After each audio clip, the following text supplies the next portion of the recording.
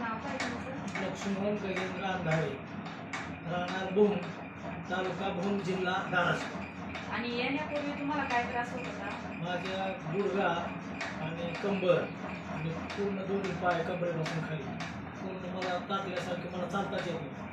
आणि आता आम्ही तुम्हाला जी थेरपी दिली त्यानंतर काय फरक पडलेला आहे? मला जवळजवळ आता उठल्यापासून 5 ते 10 मिनिट झाले, मला जवळजवळ 60-70% चालतंय, फ्रेश वाटायला लागलं, प्रसन्न वाटायला लागलं. आणि व्यवस्थित फरक व्यवस्थित फरक पडलेला. चालून पडला. दाखवता का सर? हो. चालून दाखवता.